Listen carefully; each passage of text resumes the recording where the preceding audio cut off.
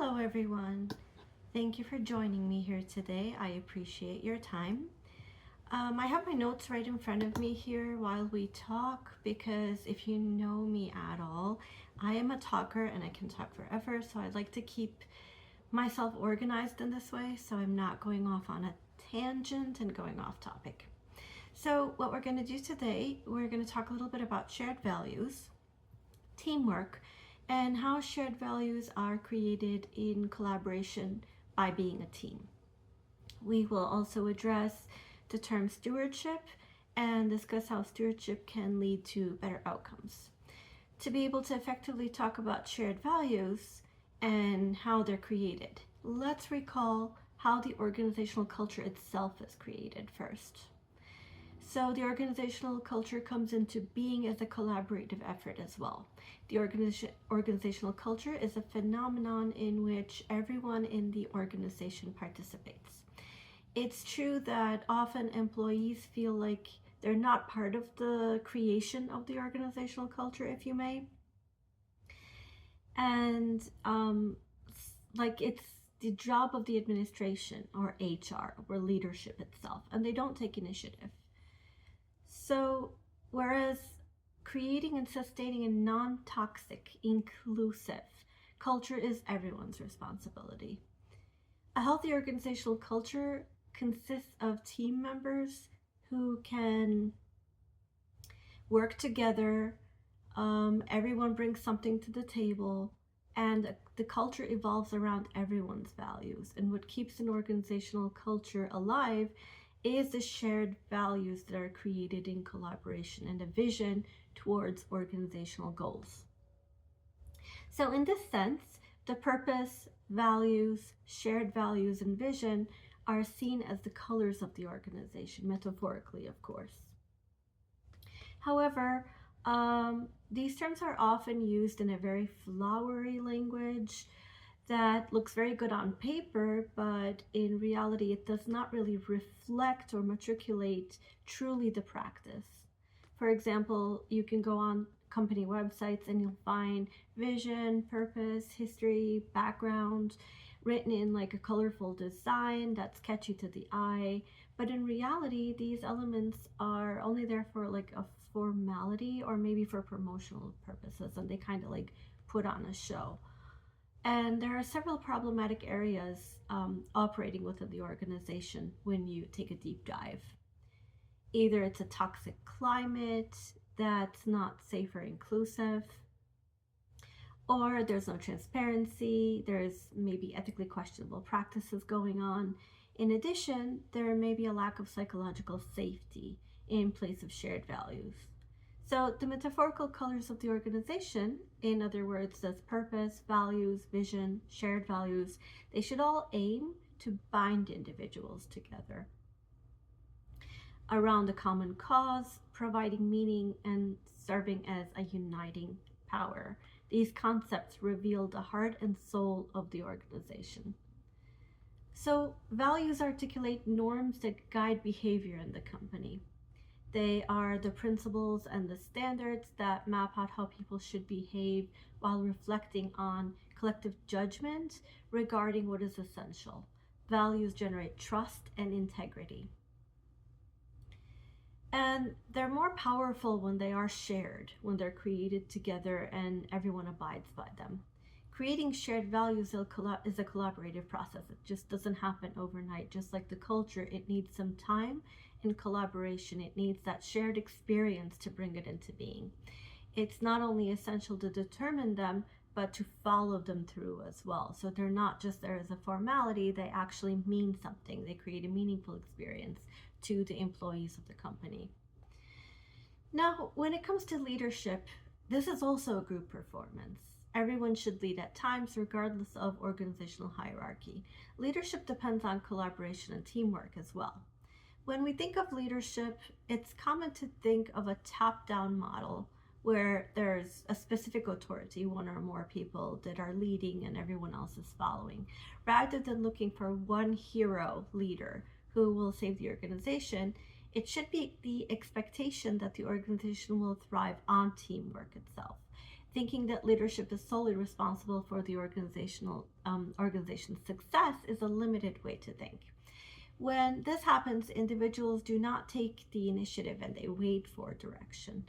Leaders are expected to have all the answers to all the problems. Encouraging others to step up is one way to create synergy and a better team dynamic. Now, without unleashing the potential and the latent leadership in individuals, organizations underperform. Traditional empowerment initiatives meant to counteract the heroic leader fallacy are now outdated. When there's teamwork instead, where everyone chimes in, everyone brings something to the table, success is not far-fetched. Groupthink creates legion. The groupthink can also be seen as the synergy and the team dynamic. Similarly, synergy, when we think of synergy, it's also how it generates organizational success. A team working together should be diverse and have synergy. Favoring the idea that there should be synergy and teamwork for an organization to be successful and for innovation and entrepreneurship to be at high levels does not mean individual work is not essential. On the contrary, all individuals should feel competency, a certain level of competency, relatedness, and autonomy in what they do. However, teamwork is what makes the products and services better. It's equally important to change people around in teams so that the work doesn't become a monotone, a routine, and individuals get a sense of belonging in one unit and across the organization. So they're not just clinging to one team, but the organization itself becomes one big major team. So individual work creates a space where the individual feels comfortable in their position and is not afraid to take the initiative. Once the competent individual is placed within a team, intersectional thinking starts. A diverse group will develop various products and services where everyone's input is valued. This is where we come to the team stewardship. This is a borrowed term from horse racing. In horse racing, the term steward is used to describe the task where there's someone who's monitoring the race, if you may, and all on-site activities. So for example, they monitor races, they serve as on-site regulators. They're essential to the race's integrity. They use high-speed cameras to watch and review races. They can post inquiries or object to results, and they're the ones who determine the official results. They verify and identify horses, eliminating the chances of the owner swapping them at any time. They validate the pari-mutuel betting machines. They inspect race facilities and equipment. They watch for obstruction violations during races and resolve any kind of dispute there is. They levy the reprimands, fines, and penalties. They also commission blood samples to screen if there's any kind of illegal or banned substance.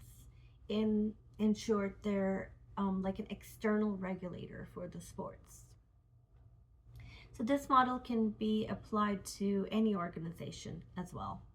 Stewards take on the tasks of empowering multiple leaders throughout the organization using shared values to guide them. Stewards serve as trustees for the organization's goal to reach excellence while being ethical and enduring. They provide the active checks and balances, and they ensure that the organization is reaching towards success.